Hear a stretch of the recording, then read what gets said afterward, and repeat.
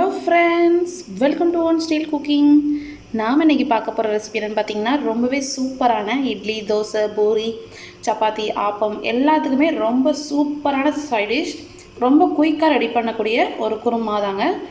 எந்தவித வெஜிடபிள்ஸ் எதுவுமே தேவையில்லை, நம்ம தக்காளி மட்டும் இருந்தாலே போதும், ஈஸியாக ரெடி பண்ணிடலாம்.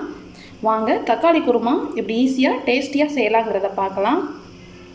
வீடியோக்குள்ளே போகிறதுக்கு முன்னாடி கீழே உள்ள ரெட் கலர் சப்ஸ்கிரைப் பட்டனை கிளிக் பண்ணுங்கள். கூடவே பக்கத்தில் உள்ள பெல் ஐக்கானையும் கிளிக் பண்ணுங்கள். அப்போ தான் நான் போடுற வீடியோ எல்லாமே உடனுக்குடன் உங்களுக்கு தெரிய வரும். வாங்க இப்போ வீடியோக்குள்ளே போகலாம். தக்காளி குருமா பண்ணுறதுக்கு ஒரு கடாயில் கொஞ்சமாக ஆயில் சேர்த்துக்கோங்க. ஆயில் சூடானதும் ஒரு சின்ன துண்டு பட்டை, ஒரு ஏலக்காய், 2 கிராம்பு சேர்த்துடலாம். கொஞ்சமாக கல்பாசி சேர்த்துக்கிறேன். இப்போ இதில் ஒரு பாதி வெங்காயத்தை சேர்த்துடலாம். நல்லா மெல்லிசாக கட் பண்ணி சேர்த்துக்கோங்க. இப்போ நல்லா வதங்கணும். நல்லா உங்களுக்கு வெங்காயம் வந்து நல்லா கோல்டன் கலர் வர்ற அளவுக்கும் நம்ம வதக்கிக்கோங்க. பாருங்கள், வெங்காயம் வந்து இந்த அளவுக்கு நல்லா வதக்கிக்கோங்க. இப்போ இது கூடவே பார்த்திங்கன்னா கொஞ்சம் கருவேப்பிலை சேர்த்துக்கலாம். கூட ஒரு டீஸ்பூன் போல் இஞ்சி பூண்டு பேஸ்ட்டு சேர்த்துக்கோங்க. நான் ஃப்ரெஷ்ஷாக அரைச்சி சேர்த்துருக்கேன். அப்போ தான் நம்மளுக்கு அந்த குருமாக்கு எல்லாமே ரொம்ப டேஸ்ட்டாக இருக்கும். இஞ்சி பூண்டோட பச்சை வாசனை போகணும். ஒரு நிமிஷம் போல் இதை நல்லா வதக்கிக்கோங்க. அப்போ தான் அதோட ரா ஃப்ளேவர் போய் உங்களுக்கு நல்லா குருமாவுக்கு ஒரு ஃப்ளேவர் டேஸ்ட் எல்லாமே நல்லா கொடுக்கும். இப்போ இஞ்சி பூண்டோட பச்சை வாசனை போய் பார்த்திங்கன்னா நல்ல ஃப்ளேவர் வரும். இந்த ஸ்டேஜில் நம்ம தக்காளி ஆட் பண்ணிடலாம். நம்ம தக்காளி குருமாங்கிறதுனால தக்காளி தான் குவான்டிட்டி அதிகமாக இருக்கும். ஒரு 3 தக்காளி சேர்த்துக்கிறேன். தக்காளி சீக்கிரம் குக் ஆகிறதுக்காக கொஞ்சமாக நம்ம உப்பு சேர்த்துக்கலாம். நீங்கள் பெரிய சைஸ் தக்காளியாக இருந்துச்சுன்னா ஒரு 2 தக்காளி எடுத்துக்கோங்க.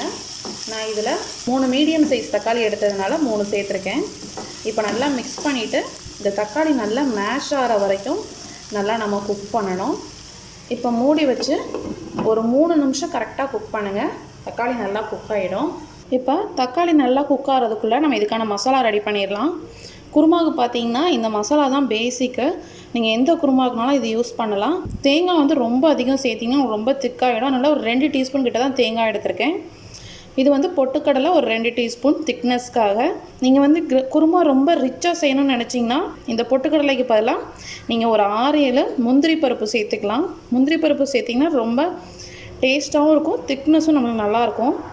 1 டீஸ்பூன் கசகசா, ஒரு அரை டீஸ்பூன் போல் சோம்பு சேர்த்துருக்கேன். இதையெல்லாம் மிக்ஸி ஜாரில் சேர்த்து நல்லா ஃபைன் பேஸ்ட்டாக அரைச்சிடணும். நல்லா ஃபைனாக அரைச்சிங்கன்னா தான் உங்களுக்கு குருமா நல்லாயிருக்கும். இப்போ நம்ம இதை ஃபைனாக அரைச்சிடலாம்.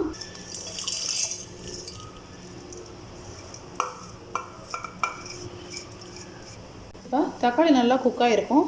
நம்ம ஓப்பன் பண்ணிடலாம். பாருங்கள், நல்லா குக் ஆகிடுச்சு. இப்போ நல்லா தக்காளியை மேஷ் பண்ணி விட்டுக்கோங்க. இப்போ தக்காளி நல்லா மேஷ் பண்ணியாச்சு. இப்போ இதுக்கு தேவையான மசாலா சேர்த்துடலாம். அரை டீஸ்பூன் போல் மஞ்சள் தூள் சேர்த்துக்கோங்க. நம்ம தக்காளி வந்து நம்மளுக்கு ஆல்ரெடி கொஞ்சம் புளிப்பு டேஸ்ட் இருக்கும். அதனால் காரத்தை வந்து கொஞ்சம் கூடுதல் சேர்த்துக்கோங்க.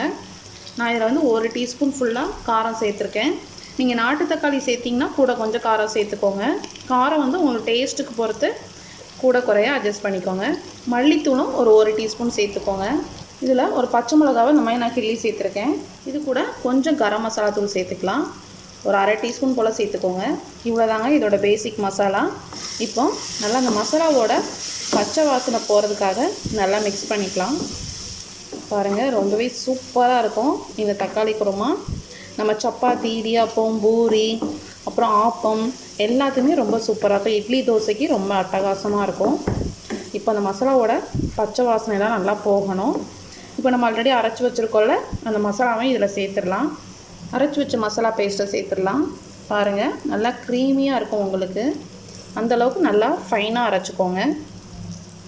இப்போ இதோட குருமாக்கு ஏற்ற தண்ணி சேர்த்துக்கலாம். உங்களுக்கு எந்தளவுக்கு திக்னஸ் வேணுமோ அந்தளவுக்கு சேர்த்துக்கோங்க. கொஞ்சம் எக்ஸ்ட்ராவே சேர்த்துக்கோங்க. ஏன்னா நம்ம பொட்டுக்கடலை கசகசாலாம் சேர்த்துக்கனால லைட்டாக உங்களுக்கு திக்னஸ் கொடுக்கும். அதனால் கொஞ்சம் தண்ணி முதல்ல எக்ஸ்ட்ரா சேர்த்துக்கோங்க. பாருங்கள், நான் இந்த அளவுக்கு தண்ணி சேர்த்துருக்கேன். நம்மளுக்கு நல்லா கொதித்து வரும்போது உங்களுக்கு குருமா நல்லா சூப்பரான கன்சிஸ்டன்சியில் இருக்கும். இப்போ இந்த குருமாவுக்கு தேவையான அளவு மட்டும் உப்பு சேர்த்துக்கலாம். ஆல்ரெடி நம்ம தக்காளி வேகும்போது உப்பு சேர்த்துருக்கோம். அதனால் உப்பு சேர்க்கும்போது கவனமாக சேர்த்துக்கோங்க. நான் கொஞ்சமாக சேர்த்துக்கிறேன்.